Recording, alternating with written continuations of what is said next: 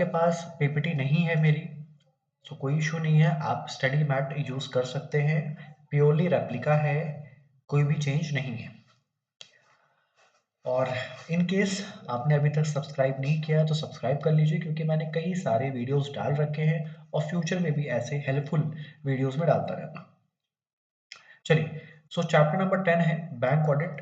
पहले बात करते हैं इसके वेटेज की, कि सर ये एग्जाम में अप्रॉक्स कितने मार्क्स का आता है। तो ये अप्रॉक्स 6 to 8 मार्क्स का आता है, लेकिन इसके भी दो बाइफर्केशन है, 4 मार्क्स 4 मार्क्स। इधर में मैं एक चीज नोटिस कर रहा हूँ, आईसीआई इसमें से प्रैक्टिकल क्वेश्चन पूछ रही है, जैसे प्रोविजन कैरी आप बना के दिखाइए, जैसे वो ड्राइंग पावर निकालना पूछ रही है, ठीक है। तो प्रैक्टिकल क्वेश्चंस आ रहे हैं और बाकी थियरी क्वेश्चंस, ठीक है। तो ध्यान रखिएगा, इसमें प्रैक्टिकल एस्पेक्ट भी है, तो वो जरूर से देख के जाइएगा। चलिए ठीक है, बिना समय वेस्ट किए आगे बढ़ते हैं। क्या क्या चीजें इस चैप्टर में रिवाइज करेंगे, तो लीगल फ्रेमवर्क है, नॉलेज है, ऑडिट अप्रोच क्या होनी चाहिए, ठीक है, डिफरेंट एस्पेक्ट में ऑडिट प्रोसीजर्स क्या क्या होते हैं, और अलग अलग कुछ एग्जाम्पल्स और प्रैक्टिकलिटी सीखेंगे। सो एक बैंक का इंट्रोडक्शन तो बहुत इजी है, कि बैंक एक बैकबोन है इकोनॉमी की, ठीक है। दूसरा, बैंक में कई सारे डीलिंग्स होती हैं, पब्लिक डीलिंग्स होती हैं, इस वजह से बैंक के पास मैमथ मनी होता है। मैमथ मतलब ह्यूज क्वांटिटी में होता है, इस वजह से banks are expose to reputational risk. Third is, अगर हमें सेफ और साउंड बैंकिंग चाहिए, अगर हम चाहते हैं कि जो बैंकिंग इंडस्ट्री है वो सेफ रहे और साउंड रहे, तो इसलिए हमें क्या करनी पड़ेगी, हमें बैंक की ऑडिट्स करानी पड़ेगी। तो मैंने क्या बोला कि सबसे पहली चीज, बैंक एक बैकबोन है इकोनॉमी की, बिना बैंक के एक इकोनॉमी नहीं चल सकती है। दूसरा, बैंक में कई सारी डीलिंग्स होती है, इस वजह से bank is expose to reputational risk. Third is, अगर हम चाहते हैं कि बैंकिंग इंडस्ट्री सेफ रहे, साउंड रहे, तो हमें बैंक्स की टाइमली बेसिस पे ऑडिट्स करानी पड़ेंगी। ये इंपॉर्टेंट है, इससे कभी कभी आईसीआई क्वेश्चन पूछ लेती है, टाइप्स ऑफ बैंक्स। तो अपने इंडिया में कितने तरीके के बैंक्स, देखिए सबसे फेमस है कॉमर्शियल बैंक्स, सबसे फेमस है। तो most wide spread banking institutions in India, इनका दो ही काम है, पैसा उठाना पैसा लगाना, दो ही काम है, पैसा उठाना पैसा लगाना। दूसरा है आरआरबीज, नाम से क्लियर है, रीजनल रूरल बैंक्स, मतलब ये बैंक सेटअप होती है रूरल एरियाज में, और ये रूरल कम्युनिटीज को, ध्यान रखिएगा, पहली चीज ये रूरल एरियाज में सेटअप होते हैं, जैसे गांव इलाका, और लेकिन साथ ही साथ ये सिर्फ रूरल कम्युनिटीज को ही सर्व करते हैं। क्या चीज सर्व करते हैं, बेसिक बैंकिंग, ध्यान रखिएगा, बेसिक बैंकिंग, ठीक है। बेसिक बैंकिंग क्या होती है, जैसे हमें खाता खुलवाना है, हमें खाते से पैसा निकालना है, हमें खाते का बैलेंस चेक करना है, ये सब बेसिक बैंकिंग होती है। लेकिन आप बोलो मोबाइल बैंकिंग, इंटरनेट बैंकिंग, ये सब थोड़ी सी मॉडर्न बैंकिंग हो जाती है। एग्जाम्पल आप ध्यान रख सकते हैं, यूपी ग्रामीण बैंक, ठीक है, त्रिपुरा ग्रामीण बैंक, तो कुछ भी जो भी आपको इजी लगे आप एग्जाम्पल ध्यान रख सकते हैं। ये मैंने नॉलेज के लिए यहाँ पे डाल रखी है। तो आरआरबीज जो है, located in rural areas, funded by central और स्टेट गवर्नमेंट। की सर्विसेज क्या है, ये सारी की सर्विसेज है, बेनिफिट्स हैं, ठीक है। अब कोऑपरेटिव बैंक्स क्या होती है, कोऑपरेटिव बैंक्स वो होती हैं जो कोऑपरेटिव प्रिंसिपल से बनती है, ठीक है। और ऑब्वियसली कोऑपरेटिव सोसाइटीज एक्ट इसमें लग जाता है, ठीक है। जैसे कोऑपरेटिव बैंक क्या हुआ, जैसे मान लेते हैं कि हम तीन चार लोगों ने मिलके एक बैंक शुरू किया, ठीक है, हमने अपना अपना कुछ कंट्रीब्यूशन ऐड करके अपनी बैंक शुरू कर दी, ठीक है। और ये बैंक इस सिद्धांत पे बनी है, by the members, to the members and for the members. तो ऐसे प्रिंसिपल्स कोऑपरेटिव एक्ट में ही यूज होते हैं, ये ध्यान रखिएगा। Next is payments bank. तो ये न्यू टाइप ऑफ बैंक्स है, इसमें सिर्फ रेस्ट्रिक्टेड डिपॉजिट्स ही क्या होती हैं, एक्सेप्ट होती है, रेस्ट्रिक्टेड डिपॉजिट्स, मतलब यहाँ पे एफडीज आप ओपन नहीं करा सकते हो, ठीक है। तो यहाँ पे करंट और सेविंग अकाउंट ओपन हो सकता है, लेकिन एफडी ओपन नहीं हो सकता, ये चीज आपको ध्यान रखना है, ठीक है। और ये कोई लोन्स वगैरह भी इशू नहीं कर सकते, ये इंपॉर्टेंट है, इस पर क्वेश्चन आ सकता है, तो ये ध्यान रखिएगा। क्या क्या चीजें आपको ध्यान रखना है, ये न्यू टाइप ऑफ बैंक है, ठीक है, तो इसके एज सच कोई ऑफलाइन ब्रांचेस नहीं है, ठीक है। और ये सिर्फ रेस्ट्रिक्टेड डिपॉजिट्स ले सकता है, मतलब ये कोई एफडी वगैरह ओपन नहीं कर सकते हैं, और लोन और क्रेडिट कार्ड नहीं दे सकते। फिर कुछ अदर टाइप्स ऑफ बैंक्स, तो डेवलपमेंट बैंक्स और small finance bank. Development banks देखिए नाम से क्लियर, डेवलपमेंट मतलब ये सेटअप होते हैं फॉर द डेवलपमेंट देश के डेवलपमेंट के लिए। तो इंफ्रास्ट्रक्चर फंडिंग करते हैं, ठीक है। स्मॉल फाइनेंस बैंक नाम से क्लियर, स्मॉल फाइनेंस मतलब छोटा मोटा फाइनेंस। तो ये अनसर्व्ड और अनऑर्गेनाइज सेक्टर्स को फंड करते हैं। अनसर्व्ड अनऑर्गेनाइज कौन होते हैं, जैसे एमएसएमई, ठीक है, फार्मर्स हो गए, तो इनको ये सर्व करते हैं। अब कभी कभी आरबीआई के फंक्शंस पे या आरबीआई के रिस्पॉन्सिबिलिटीज पे कभी कभी क्वेश्चन आ जाता है। तो आरबीआई की रिस्पॉन्सिबिलिटीज क्या है कि हमें फाइनेंशियल सिस्टम्स मतलब बैंक्स और एनबीएफसीज को डेवलप करना है, सुपरवाइज करना है। नेक्स्ट है सेंट्रल गवर्नमेंट के साथ बैठ बैठ के credit policy and monetary policies बनानी है, और कमर्शियल एंड अदर बैंक्स की एक्टिविटीज को रेगुलेट करना है। क्या क्या चीजें डेवलप करना है, सुपरवाइज करना है किसको, बैंक्स को और एनबीएफसीज को। सरकार के साथ बैठ के मॉनेटरी एंड क्रेडिट पॉलिसीज बनानी है, और लास्ट में कमर्शियल और अदर बैंक्स की एक्टिविटीज को रेगुलेट करना है। आरबीआई के फंक्शंस क्या क्या हैं, तो आरबीआई के 4 फंक्शंस हैं। करेंसी इशू करना, करेंसी को रेगुलेट करना, acting as a banker to the government and acting as a banker to the bank. तो ये ध्यान रखिएगा, करेंसी इशू करना, करेंसी को रेगुलेट करना, acting as a banker to the government and acting as a banker to the bank. Peculiarities मतलब होता है फीचर्स, एक बैंक के क्या क्या फीचर्स होते हैं। तो बैंक के 4-5 फीचर्स हैं। बैंक ह्यूज वॉल्यूम्स पे डील करता है, और कॉम्प्लेक्सिटी ऑफ ट्रांजेक्शन तो होती ही है। Wide geographical spread of banks network है। तीसरा, large range of products and services. इसमें आप कई सारे एग्जांपल्स नोट कर सकते हो, जैसे ओडी है, बैंक ओडी की भी फीचर्स देता है, ओडी की भी सर्विसेज देता है।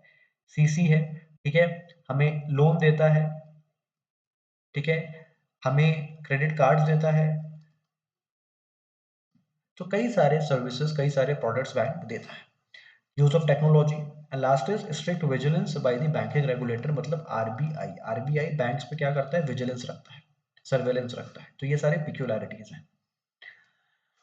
अब ध्यान रखिएगा, एक चार्टर्ड अकाउंटेंट जब बैंक की ऑडिट करता है, एक चार्टर्ड अकाउंटेंट जब बैंक की ऑडिट करता है, तो क्या इशू करता है, ऑडिट रिपोर्ट इशू करता है। क्या इशू करता है, ऑडिट रिपोर्ट इशू करता है।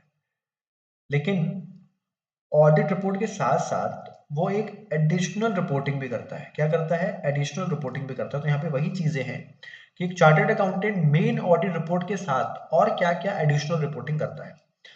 तो पहला, चार्टर्ड अकाउंटेंट इंटरनल कंट्रोल्स की एडुकेसी एंड इफेक्टिवनेस पे रिपोर्ट करता है। एलएफएआर, एलएफएआर क्या है, एलएफएआर एक एडिशनल रिपोर्टिंग है। जैसे हमने कंपनीज एक्ट में पढ़ा था कारो, तो वैसे ही बैंक के केस में एलएफएआर है। तो कुछ नहीं, बस एडिशनल रिपोर्टिंग है। एसएलआर रिक्वायरमेंट, एसएलआर मतलब स्टैट्यूटरी लिक्विडिटी रिक्वायरमेंट, ठीक है। तो वो एसएलआर रिक्वायरमेंट कंप्लाई हो रही है कि नहीं, ट्रेजरी ऑपरेशंस ठीक से हो रहा है कि नहीं हो रहा है, इनकम रिकॉग्निशन, एसेट क्लासिफिकेशन, ये सारी चीजें प्रॉपर है कि नहीं, एज पर दी गाइडलाइंस है कि नहीं है। लास्ट इज कहीं कोई सीरियस इरेगुलरिटी तो नहीं है, मतलब कुछ अटपटा तो नहीं लग रहा है। तो ये सारी चीजें जो एक चार्टर्ड अकाउंटेंट अपने मेन ऑडिट रिपोर्ट के अलावा इस पे रिपोर्ट करता है, मतलब इस पे कमेंट करता है। क्या क्या चीजें हैं, इंटरनल कंट्रोल्स की सफिशिएंसी एंड उस पे उसकी इफेक्टिवनेस पे LFAR, long form audit report, SLR, statutory liquidity requirement, treasury operation ठीक से हो रहा है कि नहीं हो रहा है, income recognition, asset classifications, provisioning as per the guidelines है कि नहीं, और लास्ट में सीरियस इरेगुलरिटी कहीं तो नहीं है। अब बैंक के ऑडिट अप्रोच, तो ध्यान रखिएगा, बस एक चीज ऐड ऑन कर रहा हूं नॉलेज के लिए। ऑडिट के कितने फेजेस होते हैं, ऑडिट के 3 फेजेस होते हैं। पहला होता है प्लानिंग करना, फिर होता है एग्जीक्यूशन, और फिर होता है रिपोर्टिंग। ऑडिट में 3 फेजेस होते हैं, प्लानिंग, एग्जीक्यूशन, रिपोर्टिंग। प्लानिंग में ऐसे 300 आ गया, फिर हम लोग मटेरियलिटी सेट करते हैं, 320 आ गया, फिर हम लोग क्लाइंट की अंडरस्टैंडिंग लेते हैं, 315 आ गया। कई सारी चीजें, मैं सिर्फ एक एग्जाम्पल दे रहा हूँ आपको। एग्जीक्यूशन में अराउंड अराउंड पूरा 500 सीरीज आ गए, जिसमें हम अपने प्लानिंग के हिसाब से ऑडिट को एग्जीक्यूट करते हैं और एविडेंसेस को ऑब्टेन करते हैं। इसमें आप ऐसे 330 भी जोड़ सकते हैं फर्दर ऑडिट प्रोसीजर्स। फिर रिपोर्टिंग करते हैं, तो इसमें आपकी पूरी ऐसे 700 सीरीज आ गई। तो ये फेजेस है ऑडिट के। तो ध्यान रखिएगा, जब हम ऑडिट प्लान ड्रॉ करते हैं तो क्या क्या चीजें सोचते हैं। तो क्लाइंट के nature and level of operations को कंसीडर करते हैं, कुछ एडवर्स फीचर्स को कंसीडर करते हैं, कितने कंप्लायंसेस हमें चेक करने पड़ेंगे, या क्लाइंट कितने कंप्लायंसेस इंश्योर करता है, उसको भी कंसीडर करते हैं, और ऑडिट रिस्क कितना होगा, इस पूरे ऑडिट में रिस्क कितना होगा, उसको भी कंसीडर करते हैं। तो इसके हिसाब से हम लोग प्लानिंग करते हैं। तो ध्यान रखिएगा, nature and level of operations, nature of adverse features, level of compliances और ऑडिट रिस्क। तो इसके हिसाब से इन चारों चीज को मद्देनजर रख के हम लोग देखते हैं कि प्लानिंग कैसे करना है। ठीक है, यहां तक क्लियर है? पक्का? बताइए, इधर स्लाइड नंबर 14 तक क्लियर है क्या? कुछ भी आपको डाउट हो आप कमेंट कर सकते हो, मैं कोशिश करूंगा आपको विद इन 24 आवर्स रिप्लाई करने की। चलिए, सो डिस्कशन अपना कंटिन्यू करते हैं। अराउंड 10 मिनट हो गया है और 10 मिनट में हमने बहुत ज़्यादा तो नहीं, लेकिन हाँ 13-14 स्लाइड्स हमने रिवाइज कर ली है। और जैसे कि मैंने पहले बोला, पीपीटी नहीं है, कोई टेंशन वाली बात नहीं है, आप अपने आईसीआई मैट से भी गो थ्रू कर सकते हैं। तो पहले हमने प्लान ड्रॉ किया, अब हम क्या करेंगे, अब हम अंडरस्टैंडिंग लेंगे। ध्यान रखिएगा, हम कंट्रोल एनवायरनमेंट की अंडरस्टैंडिंग लेंगे। तो अभी भी हम लोग प्लानिंग फेज में ही है, ध्यान रखिएगा, अभी भी हम लोग प्लानिंग फेज में ही है। ठीक है, पहले हमने प्लान को ड्रॉ करना सीखा, फिर अब हम क्या कर रहे हैं, अब हम कंट्रोल एनवायरनमेंट को समझ रहे हैं। क्या कर रहे हैं? कंट्रोल एनवायरनमेंट को समझ रहे हैं। तो कंट्रोल एनवायरनमेंट में हम पहले कंट्रोल्स को समझ रहे हैं कि सेग्रीगेशन ड्यूटीज है कि नहीं है, ट्रांजैक्शंस को अप्रूव और वेरीफाई किया जाता है कि नहीं जाता है, positions, results, physical security, contingency plan, मतलब ये सारी चीजें हम समझ रहे हैं। तो ध्यान रखिएगा, अभी भी हम प्लानिंग फेज में हैं। उसके बाद फिर हम आपस में डिस्कशन करते हैं। एंगेजमेंट टीम डिस्कशन मतलब आपस में डिस्कशन। एंगेजमेंट टीम मतलब क्या हो गया? Audit team. एंगेजमेंट टीम का मतलब क्या हो गया? Audit team. ठीक है, तो देखिए कायदे से सीक्वेंस में आपको बताऊं ना, सीक्वेंस ऐसा है कि पहले हम कंट्रोल एनवायरनमेंट को समझते हैं, फिर हम कहीं ना कहीं अंडरस्टैंडिंग लेते हैं, उसके बाद फिर आपस में हम लोग डिस्कशन करते हैं रिगार्डिंग दी अंडरस्टैंडिंग, और उसके बाद प्लानिंग करते हैं। तो आप सीक्वेंस अपने हिसाब से, अपने अंडरस्टैंडिंग के हिसाब से अरेंज कर सकते हो, बट एक्चुअल में सीक्वेंस यही होता है। तो क्या बोल रहा है? ऑल दी पर्सनल, अब एंगेजमेंट टीम में डेफिनेशन है, all the personnel performing an engagement including an experts. तो एंगेजमेंट टीम को क्या करना चाहिए? डिस्कशंस करना चाहिए, ताकि उनको बैंक की और समझ हो और अंडरस्टैंडिंग हो, और ये सारे डिस्कशंस को उनको क्या करना चाहिए? डॉक्यूमेंट करना चाहिए। ठीक है, फॉर द फ्यूचर रेफरेंस। ये सारे डिस्कशंस कब होनी चाहिए? प्लानिंग फेज में होनी चाहिए। फिर से क्वेश्चन ये है, एंगेजमेंट टीम कौन होती है? एंगेजमेंट टीम वो होती है जो एक्चुअली ऑडिट करने जाती है। एंगेजमेंट टीम को डिस्कशंस करना चाहिए बैंक के और बैंक के एनवायरनमेंट में, सारे डिस्कशंस को डॉक्यूमेंट करना चाहिए, और लास्ट में ये सारे डिस्कशंस कब होने चाहिए? प्लानिंग फेज में। अब वो क्या क्या डिस्कशंस करेंगे, किन किन मैटर में डिस्कशन करेंगे? तो सर कौन कौन सी एरर्स हैं जो लैकली टू अकर हैं, कौन कौन सी एरर्स हैं जो अभी तक पकड़ी गई हैं पिछले सालों में, क्या क्या तरीके हैं जिससे क्लाइंट फ्रॉड कर सकता है, हमारा क्या क्या रिस्पॉन्स होगा अगर रिस्क मिलती है, तो हमें कितना प्रोफेशनल कैपिटलिज्म मेंटेन करना है और कितना अलर्ट रहना है। ये दोनों पॉइंट आप सिमिलर मार्क कर सकते हो, प्रोफेशनल कैपिटलिज्म और अलर्ट दोनों ही एक ही बात है, तो ये दोनों चीज सिमिलर है। और इधर एरर और एरर आप ध्यान रख सकते हो, एरर और एरर सिमिलर है। ठीक है, तो इस तरीके से आप याद कर सकते हो। क्वेश्चन ये आता है, एंगेजमेंट टीम डिस्कशन किन किन मैटर पे करेगी? तो एरर कौन कौन से हैं जो अकर हो सकते हैं, मतलब फ्रीक्वेंसी की बात कर रहा है। कौन कौन से एरर्स हमने पकड़े हैं, मतलब पास्ट की बात कर रहा है, ये पास्ट में कौन कौन से एरर्स पकड़े गए हैं, क्या क्या तरीके हैं, मतलब मेथड की बात कर रहा है, रिस्पॉन्स की बात कर रहा है, प्रोफेशनल कैपिटलिज्म और अलर्ट। अब जो ये एंगेजमेंट टीम डिस्कशन कर रही है उसका फायदा क्या होगा? देखिए, अगर हम डिस्कशन करते हैं तो हम फोकस कर पाते हैं ससेप्टेबल एरियाज में, मतलब वल्नरेबल एरियाज में।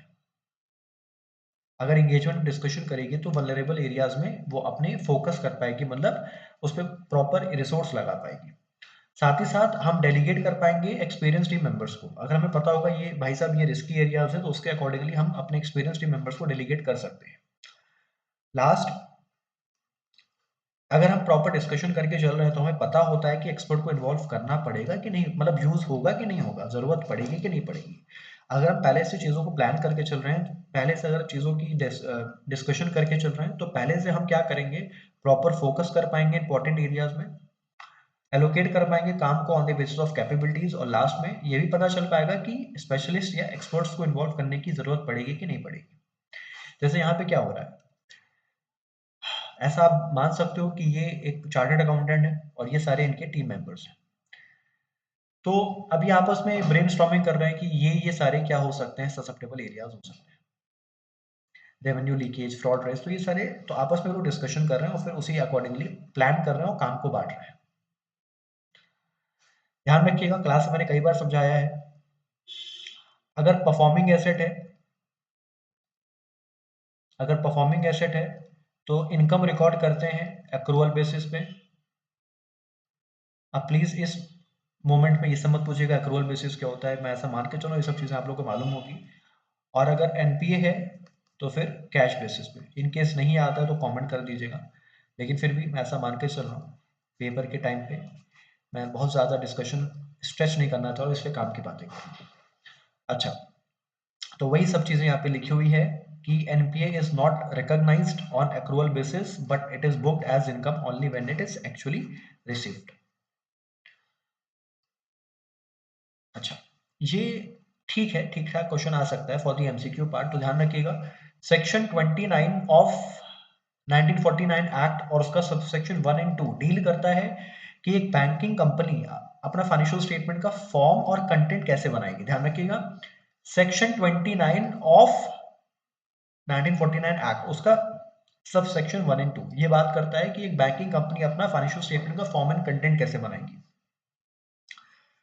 फिर उसके बाद जो बैंकिंग कंपनी अपना पी&एल और बैलेंस शीट बनाती है वो एज पर दी थर्ड शेड्यूल बनाती है, ठीक है। थर्ड शेड्यूल का पार्ट ए या फॉर्म ए बोलता है कि बैलेंस शीट कैसे बनेगी और फॉर्म बी बोलता है कि पी&एल कैसे बनेगा। तो ध्यान रखिएगा, थर्ड शेड्यूल हमें बताता है, मतलब बैंक को बताता है कि आपके पी&एल और बैलेंस शीट कैसे बनेगा। बैलेंस शीट के लिए फॉर्म ए है और पी&एल के लिए फॉर्म बी है, ये ध्यान रखिएगा। तो थर्ड शेड्यूल बैंक्स को बताता है कि बैलेंस शीट और पी&एल कैसे बनेगी और उसमें उसका फॉर्म ए बताता है बैलेंस शीट और फॉर्म बी बताता है पी&एल।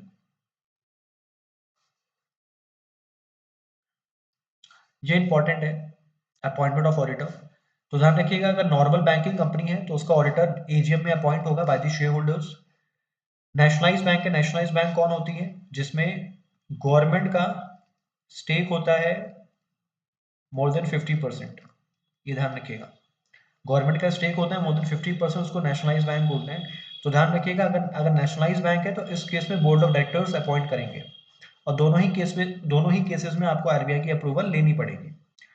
आरआरबीज हैं तो आरआरबीज के केस में बैंक खुद अपॉइंट कर सकती है with the approval of central government. तो अगर आरआरबीज हैं तो फिर बैंक खुद अपॉइंट कर सकती है with the central government approval.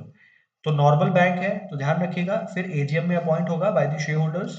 Nationalise bank है तो बोर्ड ऑफ डायरेक्टर्स करेंगे, लेकिन दोनों ही केसेस में आपको आरबीआई की अप्रूवल लेनी पड़ेगी। और आरआरबीज हैं तो फिर बैंक खुद अपॉइंट कर सकती है with the approval of central government. अब रेम्यूनरेशन, ऑडिटर का रेम्यूनरेशन कैसे डिसाइड होगा, तो ध्यान रखिएगा सेक्शन 142 के हिसाब से डिसाइड होगा। अब सेक्शन 142 में लिखा क्या क्या, ध्यान रखिएगा। जब हम एंगेजमेंट लेटर बनाते हैं, जब हम एंगेजमेंट लेटर, हम मतलब कौन, मैं और क्लाइंट, तो उसमें ही चीजें क्लियर हो जाती हैं कि फीस क्या होगी। साथ ही साथ अगर मैं कोई लीगल फीस क्लाइंट के बिहाफ में पे करता हूँ, क्लाइंट के बिहाफ में, तो वो भी मुझे रीइंबर्समेंट हो, उसका भी रीइंबर्समेंट हो जाता है। एंड द लास्ट इज मेरे कुछ जैसे ट्रेवलिंग के खर्चे हैं या लॉजिंग के खर्चे हैं तो उसका भी रिइंबर्समेंट हमें मिल जाता है। मतलब ये सारा कुछ आपका ऑडिट फीस का पार्ट होता है, ठीक है। तो एक तो एग्रीड फीस होती है जो एंगेजमेंट लेटर में तय हो जाती है। फिर लीगल फीस अगर मैं क्लाइंट के बिहाफ में कुछ पे करता हूँ तो, या फिर मेरे ट्रेवलिंग और लॉजिंग के खर्चे। तो ये सब कुछ आपका रेम्यूनरेशन का पार्ट है, ये सब कुछ आपका रेम्यूनरेशन का पार्ट है।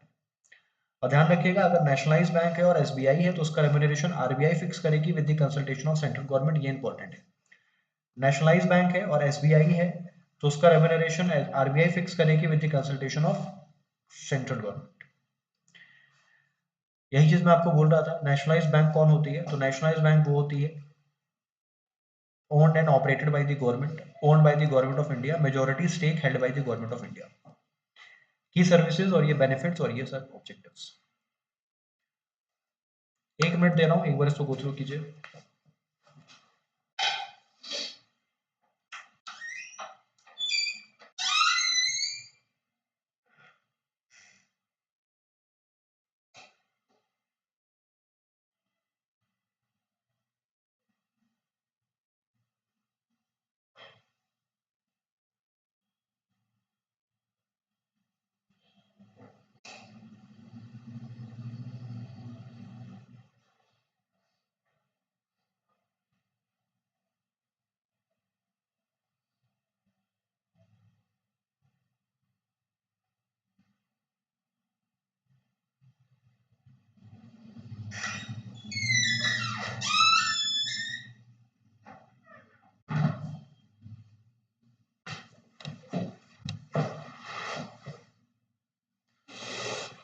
चलिए, सो अब यहाँ पे शुरू हो रहा है ऑडिटर्स रिपोर्ट। तो ध्यान रखिएगा, अगर आप नेशनलाइज बैंक की ऑडिट कर रहे हो तो उस केस में आपको ये सारी चार चीजें भी रिपोर्ट करनी होगी अपने ऑडिट रिपोर्ट में। सबसे पहला, क्या financial statement true and fair view exhibit कर रहा है क्या? जो भी बैंक ने ट्रांजैक्शन एग्जीक्यूट किए हैं वो बैंक के पावर में थे क्या? तीसरा, क्या आपको ब्रांच से रिटर्न्स रिसीव्ड हुए क्या? And the last is any other matter.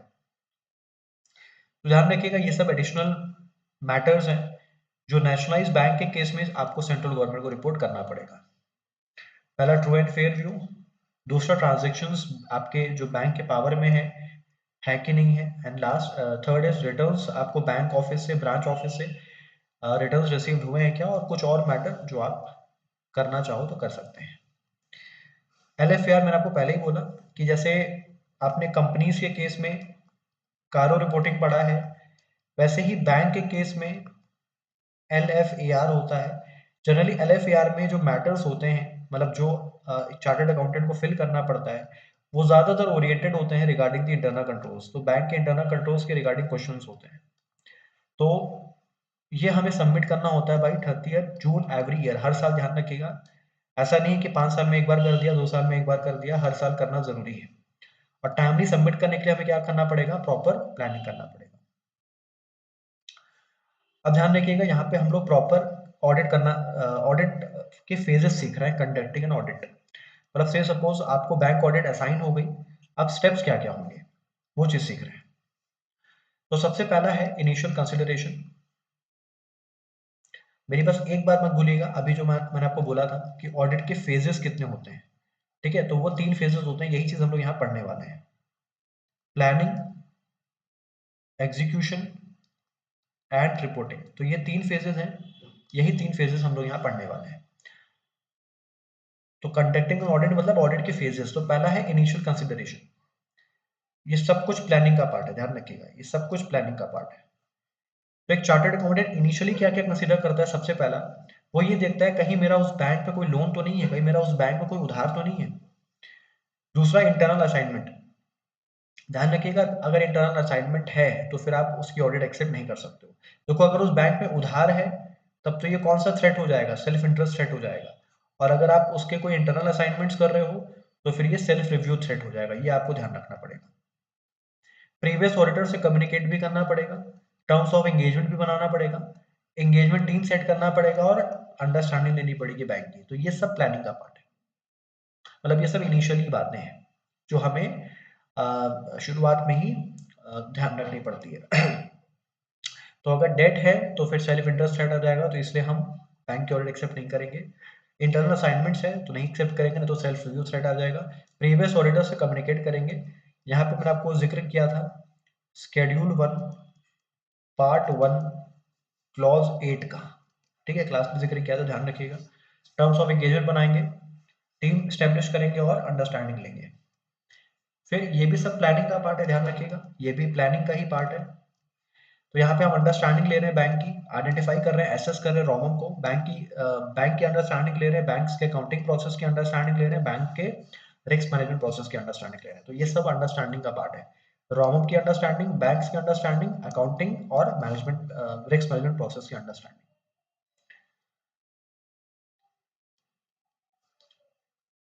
ये भी अभी भी प्लानिंग फेज ही चल रहा है। फिर हम लोग आपस में डिस्कशंस करेंगे, फिर स्ट्रैटेजी सेट करेंगे, प्लानिंग सेट करेंगे, मेमोरेंडम मतलब प्रोग्राम, ऑडिट प्रोग्राम आपने पढ़ा होगा चैप्टर 2 में, उसी की बात कर रहा है। फिर मटेरियलिटी सेट करेंगे और फिर गोइंग कंसर्न कंसीडर करेंगे, ऐसे 570। ये सब कुछ प्लानिंग का पार्ट है। अभी सब कुछ जो भी पिछले 3-4 स्लाइड में मैंने पढ़ा है, सब कुछ प्लानिंग का पार्ट है। तो आपस में डिस्कशंस करेंगे, स्ट्रैटेजी प्लानिंग सेट करेंगे, प्रोग्राम सेट करेंगे, मटेरियलिटी का ध्यान रखेंगे, मतलब ऐसे 320, और गोइंग कंसर्न, ये सब कुछ प्लानिंग का पार्ट है। अब रिस्क असेसमेंट करेंगे, मतलब ये भी प्लानिंग का पार्ट है, ये भी प्लानिंग का पार्ट है। तो मतलब सर इतने सारे पॉइंट्स हैं सिर्फ प्लानिंग में? हाँ जी, इतने सारे पॉइंट्स हैं सिर्फ प्लानिंग में। तो रिस्क रिस्क असेस करेंगे, फ्रॉड वाले, स्पेसिफिक रिस्क को असेस करेंगे, और कुछ आउटसोर्सिंग रिस्क हैं तो उसको भी असेस करेंगे। तो ध्यान रखिएगा, मैं आपको फिर से एक बार वॉक थ्रू करा रहा हूँ। ये 3 पॉइंट ये प्लानिंग के हैं। इसमें के जो 6 पॉइंट है ये प्लानिंग के हैं। इसमें जो भी आपको 4 पॉइंट दिख रहा है ये प्लानिंग का है, और इसमें जो आपको 6 पॉइंट दिख रहा है ये सब प्लानिंग का है। तो सर अभी तक हमने इतने सारे पॉइंट जो भी पढ़े सब प्लानिंग के हैं। हाँ जी, अभी तक हमने जो भी पढ़ा ये सब प्लानिंग का है, तो ये चीज आपको बहुत अच्छे से ध्यान रखना है।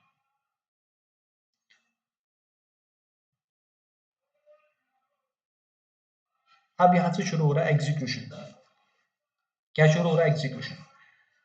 330 आ गया, मतलब वही फैप, फर्दर ऑडिट प्रोसीजर्स।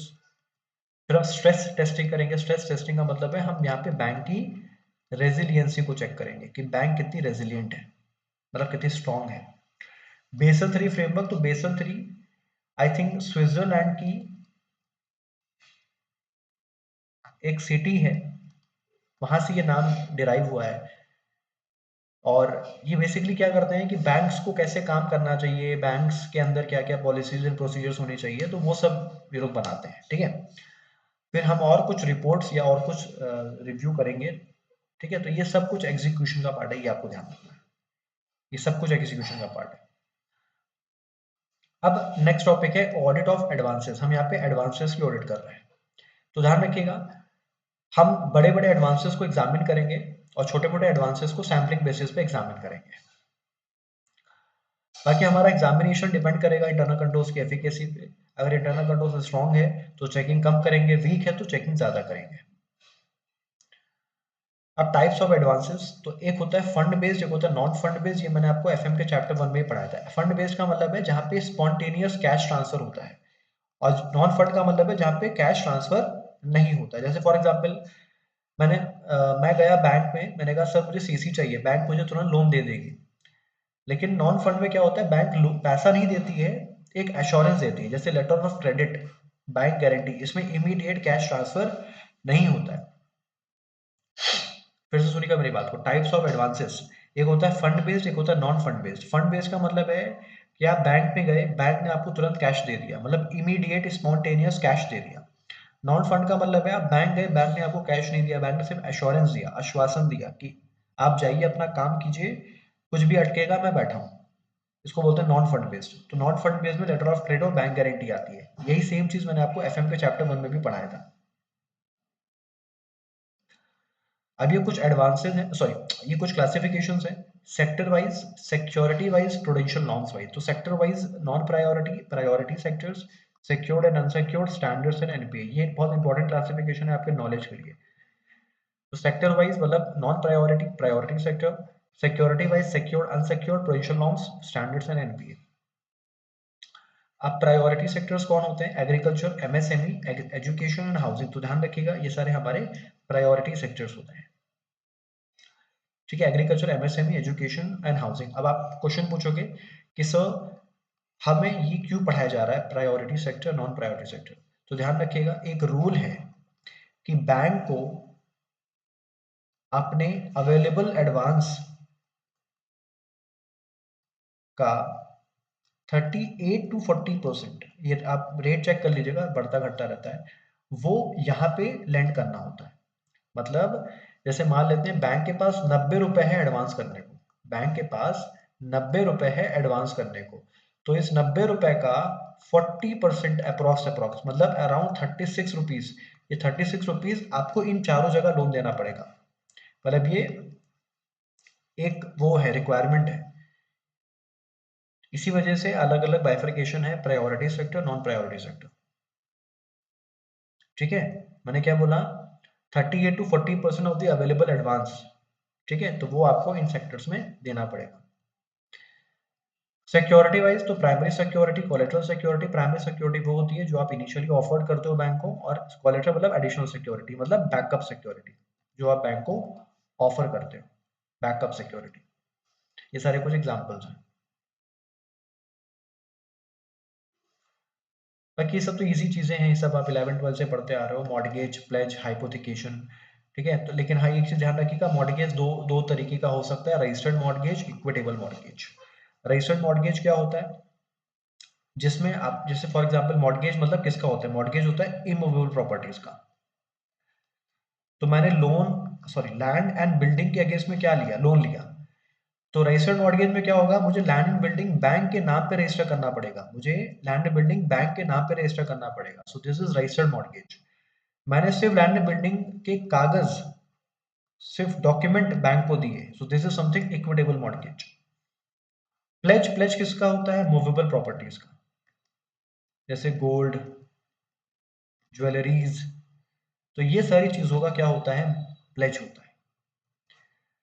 ठीक है, तो मॉर्गेज होता है इमूवेबल प्रॉपर्टीज का, प्लेज होता है मूवेबल प्रॉपर्टीज का।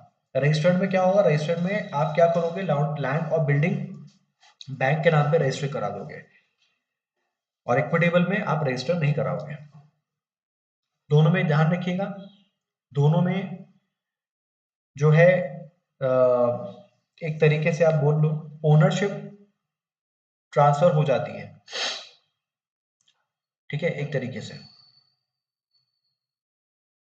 फिर एक होता है हाइपोथिकेशन, एक होता है असाइनमेंट। हाइपोथिकेशन मैंने आपको चैप्टर 1 और एफएम में भी सिखाया था। हाइपोथिकेशन का मतलब ये है कि कस्टडी बोरोवर के पास रहती है, सिर्फ कंट्रोल ट्रांसफर होता है। ध्यान रखिएगा, कस्टडी बोरोवर के पास रहती है, सिर्फ कंट्रोल ट्रांसफर होता है। अगर इन सब चीजों में डिफरेंस नहीं पता आप लोग को, कमेंट कर दीजिएगा, मैं डिटेल वीडियो बना दूंगा। ठीक है, तो ध्यान रखिएगा, हाइपोथिकेशन में कस्टडी बोरोवर के पास रहती है, सिर्फ कंट्रोल ट्रांसफर होता है। असाइनमेंट में क्या होता है, से सपोज मुझे लोन लेना था 1 लाख रुपए का, ठीक है, और मुझे 2 लाख रुपए एक डेटर से लेना है, मुझे 2 लाख रुपए एक डेटर से लेना है, तो मैं क्या करूंगा, मैं बैंक को इस डेटर को भेज दूंगा। ठीक है, तो बैंक से 1 लाख का लोन ले लूंगा। फिर समझिएगा, मुझे 1 लाख का लोन चाहिए था, मुझे क्या चाहिए था, 1 लाख का लोन चाहिए था। ठीक है, अब मेरे पास कुछ गिरवी रखने को नहीं है, तो मैंने बैंक से क्या कहा कि मुझे 2 लाख रुपए एक बंदे से लेना है, एक काम करो, मैं उस बंदे से कलेक्शन का राइट तुम्हें ट्रांसफर कर रहा हूँ, मैं उस बंदे से कलेक्शन का राइट तुम्हें ट्रांसफर कर रहा हूँ। मुझे आज तुम 1 लाख रुपए दे दो, कल चल के डेटर से 2 लाख रुपए ले लेना और अपना कमीशन काट लेना। इसको बोलते हैं असाइनमेंट। एक होता है सेट ऑफ और लियन। सेट ऑफ का मतलब ये है, मेरा एक ही बैंक में डेबिट बैलेंस है और क्रेडिट बैलेंस है। मान लेते हैं उसमें मेरा एफडी भी है, या कोई सेविंग या करेंट अकाउंट भी है, और वहीं पे लोन भी है। तो बैंक क्या कर सकता है, दोनों बैलेंस को सेट ऑफ कर सकता है। इसको बोलते हैं सेट ऑफ करना। लियन का मतलब कि जैसे अगर मैंने कोई एसेट गिरवी रखी है, मतलब कोलेट्रल, तो अगर मैं लोन का रिपेमेंट नहीं करता हूं तो उसको बैंक क्या कर सकती है, जब्त कर सकती है, सीज कर सकती है। इसी को बोलते हैं लियन। बताइए, अभी तक का डिस्कशन समझ में आया? मैं फिर से बोल रहा हूँ, देखिए ये रिवीजन है तो मुझे थोड़ा सा पेस रखना पड़ेगा। ठीक है, लेकिन इन केस अगर आपको किसी भी टॉपिक पे, देखिए आजकल हर चीज आप लोग के फिंगर टिप्स पे है, फिर भी आपको किसी भी चीज पे डिटेल वीडियो चाहिए, ठीक है, डिटेल डिस्कशन चाहिए, तो आप मुझे बताइएगा, मैं डिटेल डिस्कशन कर लूंगा। अभी रिवीजन पार्ट 1 यही रख रहे हैं। पार्ट 2 का रिवीजन मैं शुरू करूंगा, ध्यान रखिएगा कौन सी स्लाइड से, स्लाइड नंबर 45 से, यहां से। ठीक है, चलिए, तो मुझे अपना फीडबैक जरूर दीजिएगा। सो this is it, thank you.